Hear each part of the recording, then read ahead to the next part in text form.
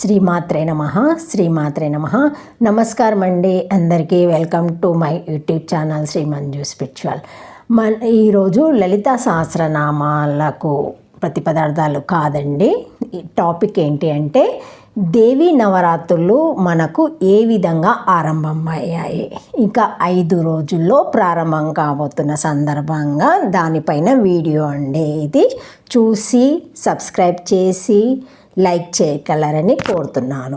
కానీ అంతకంటే ముందుగా మీరు గనక మన ఛానల్ని ఇప్పటి వరకు సబ్స్క్రైబ్ చేసుకోకపోతే వెంటనే చేసుకొని పక్కనే ఉన్న బెల్ ఐకాన్ని నొక్కి ఆల్ సెలెక్ట్ చేసుకుంటే మేము ఇలాంటి వీడియోస్ అప్లోడ్ చేయగానే ముందుగా మీకు నోటిఫికేషన్ వస్తుంది. అలాగే వీడియో ఎక్కడ కూడా స్కిప్ చేయకుండా చివరి వరకు చూస్తే మేము ఏం చెబుతున్నామో మీకు పూర్తిగా అర్థమవుతుంది. ఇప్పుడు ఇంకా వీడియోలోకి వెళ్ళిపోదాము. శ్రీమాత్రే నమః. శ్రీమాత్రే నమః. ఇక 5 రోజుల్లో ప్రారంభం కాబోతున్న దేవీ నవరాత్రుల సందర్భంగా మనము ఈ వీడియోలో తెలుసుకుందాము.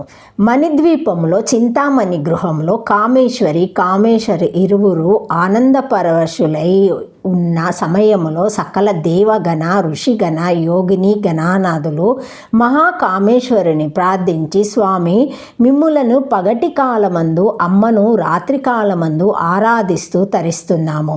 ఒక రాత్రి కాలమందైనా తమరిని ఆరాధించాలనేటటువంటి కోరిక కలుగుతుంది, అనుగ్రహించండి స్వామి అని వేడుకున్నారు. భక్తివశంకరుడైన మహాకామేశ్వరుడు మాఘమాసములో కృష్ణపక్ష చతుర్దశి నాటి రాత్రి కాలము మీకు అనుగ్రహిస్తున్నానని వరప్రదానము చేశాడు. పక్కనే ఉన్న మహాకామేశ్వరి అయిన మహాత్రిపుర సుందరి, నా స్వామి నన్ను నిర్లక్ష్యం చేసి నా అనుమతి లేకనే నా కాలమైన రాత్రి కాలాన్ని తమ పూజ చేయుటకు అనుగ్రహించినవని అనుమానించాడు. అవమానానికి తట్టుకోలేని మహాకామేశ్వరి మహాకాళి రూపాన్ని దాల్చి అనంత విశ్వాన్ని బ్రీమింగేశానని చెప్పి శపథాలు చేస్తూ ఉగ్రరూపిణి అయి బిల్వవృక్షాన్ని ఎక్కి కూర్చొని వికటహాసాలు చేస్తుంది. అమ్మ ఉగ్రరూపానికి లోకాలన్నీ తల్లడిల్లిపోతున్నాయి. సర్వగణాలు మహాకామేశ్వరుని వద్దకు పోయి, స్వామి ఏమిటి లీల? మేము మా ఆనందం కోసం మిమ్మల్ని రాత్రి కాలంలో ఆరాధించాలని అడిగామనుకోండి. తమరు ప్రక్కనే ఉన్న అమ్మ అనుజ్ఞ లేకుండా ఏ విధంగా మాకు ఆజ్ఞ ఇచ్చారు? అమ్మవారికి ఎందుకంత కోపం వచ్చింది? ఆ కోపాన్ని తగ్గించే ఉపాయాన్ని మీరే అనుగ్రహించాలని వేడుకున్నారు. చిరునవ్వులు చిందిస్తూ మహాకామేశ్వరుడు అమ్మవారి ఉగ్రరూపాన్ని స్తోత్రాదులతో శాంతింపజేయమని ఆదేశించాడు. వారు 6 పగలు 6 రాత్రులు అమ్మవారి యొక్క ఉగ్రతత్వాన్ని శాంతింపచేసేందుకు ప్రయత్నం చేసి విఫలులు అయ్యారని మహాకామేశ్వరిని ఆశ్రయించారు. మహాకామేశ్వరుడు కూడా అమ్మ ఉగ్రరూపాన్ని తగ్గించేందుకు విధాల 3 రాత్రులు 3 పగలు ప్రయత్నించాడు.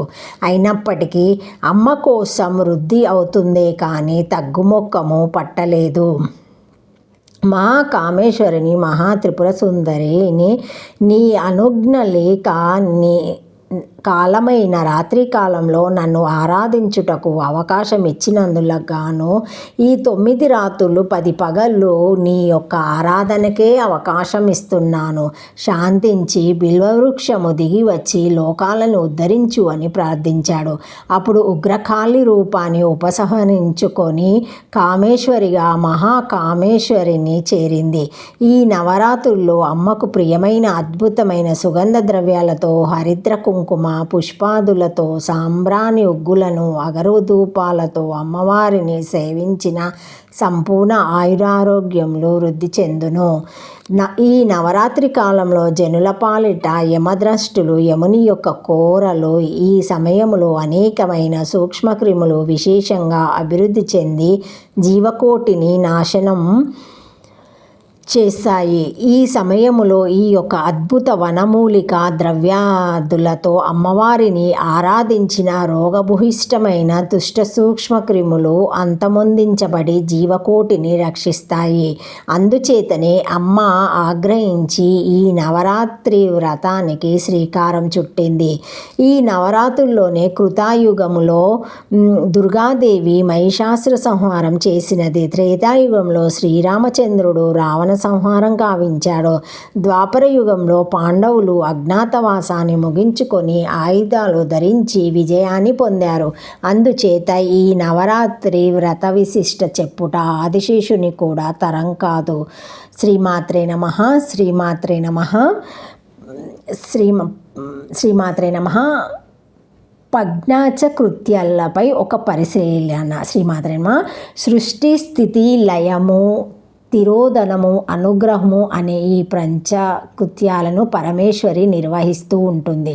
బ్రహ్మాది దేవతలు శ్రీమాత అనుగ్రహంతో ఈ కార్యక్రమాలను నిర్వహించడంలో నిమిత్త మాత్రులు మాత్రమే. 164వ నామము నుండి శ్రీమాత నెరవేర్చే పంచకృత్యాలు వివరించబడ్డాయి.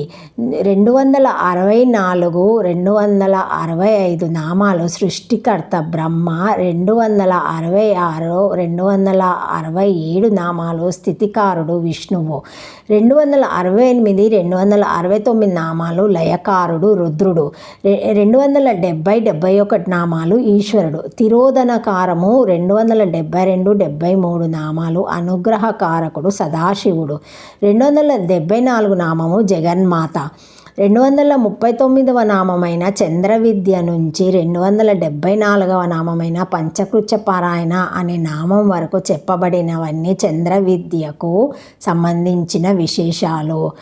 భానువిద్య, శ్రీ చంద్రకళ విద్య చంద్రుని యొక్క వృద్ధిక్షయాలను అనుసరించి దీనిని ఉపాసన చేసే సాంప్రదాయం ఉన్నది. అలాగే శుక్లపక్ష రాత్రులను చివరి భాగంలో మాత్రమే దేవుని ఉపాసన చేయాలని శుభోగత స్థుతిలో సౌందర్యలహరిలోను 87వ శ్లోకము హిమాని అనంత్యం నిశి చరమ భాగే చ విషాదో కూడా చెప్పబడింది.